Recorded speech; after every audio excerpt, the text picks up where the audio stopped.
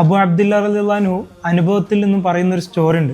ഉമ്മാക്ക് മീൻ കഴിക്കണം എന്ന് ആഗ്രഹം. ഉപ്പനും കൂട്ടി നേരെ ചന്തയിലേക്ക് പുറപ്പെട്ടു. മീൻ വാങ്ങി അത് വീട്ടിലെത്തിക്കാൻ വേണ്ടി ആളങ്ങനെ അന്വേഷിച്ചു കൊണ്ടിരിക്കുമ്പോൾ അതുവഴി ഒരു കുട്ടി കടന്നു വന്നു. എന്തെങ്കിലുമൊക്കെ ജോലി ഉണ്ടോ എന്ന് ചോദിച്ചിട്ട് അവർ സമ്മതിച്ചു. ഈ കുട്ടി മീനുമായി വീട്ടിലേക്ക് നടന്നു തുടങ്ങി. നടന്നുകൊണ്ടിരിക്കുമ്പോൾ ബാങ്ക് വിളിക്കണത് കേൾക്കണം.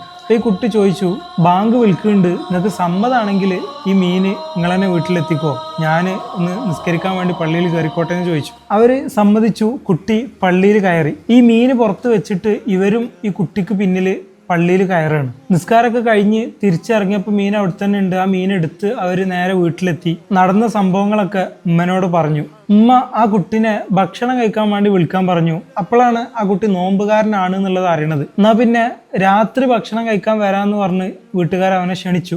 ദിവസം ഒരു നേരം മാത്രമേ ഈ കുട്ടി ചുമട്ട് ജോലി എടുക്കുള്ളൂ. ജോലി കഴിഞ്ഞ് നേരെ വിശ്രമിക്കാൻ വേണ്ടി പള്ളിയിൽ പോയി. മഗ്‌രിബ് നിസ്കാരമൊക്കെ കഴിഞ്ഞ് വീട്ടിൽ വരാമെന്നും പറഞ്ഞു. സന്ധ്യാസമയം കഴിഞ്ഞ് നിസ്കാരമൊക്കെ കഴിഞ്ഞ് ഈ കുട്ടി വീട്ടിലെത്തി. എല്ലാവരും ഒരുമിച്ചിരുന്നാണ് ഭക്ഷണം കഴിക്കുന്നത്. ആ വീട്ടിൽ തളർവാദം പിടിച്ചു കിടക്കുന്ന ഒരു പെൺകുട്ടി ഉണ്ടായിരുന്നു. അന്നൊരു അത്ഭുതം സംഭവിച്ചു.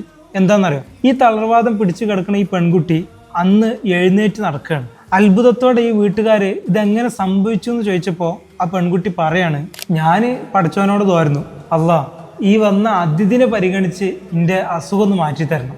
പഠിച്ചവൻ എൻ്റെ ദുആ സ്വീകരിച്ചു. വീട്ടുകാർ ഈ കുട്ടീനെ അന്വേഷിച്ചപ്പോൾ കുട്ടി ഈ സംഭവത്തിനിടയിൽ വീട് വിട്ട് ഇറങ്ങിയിട്ടുണ്ട്. ഉപ്പ പറഞ്ഞു, അള്ളാഹിൻ്റെ മിത്രങ്ങളെ കൂട്ടത്തിൽ, അള്ളാഹ്ക്ക് ഇഷ്ടപ്പെട്ടവരുടെ കൂട്ടത്തിൽ ചെറിയ കുട്ടികളുണ്ട്, നമ്മൾ ഒരാളെയും വില കുറച്ച് കാണാൻ പാടില്ല എന്ന് പറഞ്ഞു. പ്രവാസി റിസാല ജൂൺ മാസ ലക്കത്തിൽ നിന്നുള്ള ഒരു ഭാഗമാണ് ഞാൻ കേൾപ്പിച്ചത്. ഇതുപോലെ അനുഭവങ്ങളും ഫാക്റ്റുകളും ഹിസ്റ്റോറിക്കൽ സ്റ്റോറികളും എല്ലാം ഉൾപ്പെടുത്തിയിട്ടാണ് റിസാലിൻ്റെ ഓരോ ലക്കവും പുറത്തു വരുന്നത്. ഇതിൻ്റെ ഏറ്റവും വലിയ പ്രത്യേകത എന്താണെന്ന് വെച്ചാൽ, റിസാലിൻ്റെ ഓൺലൈൻ എഡിഷൻ നമ്മൾ യാത്രയൊക്കെ പോണ സമയത്ത് കംപ്ലീറ്റ്ലി കേൾക്കാൻ പറ്റുന്ന രീതിയിലാണ് സെറ്റ് ചെയ്തിട്ടുള്ളത്. ഇപ്പോൾ സബ്സ്ക്രിപ്ഷൻ്റെ ടൈമും കൂടിയാണ്. ചെയ്തോളി, വെറുതെ ആവില്ല.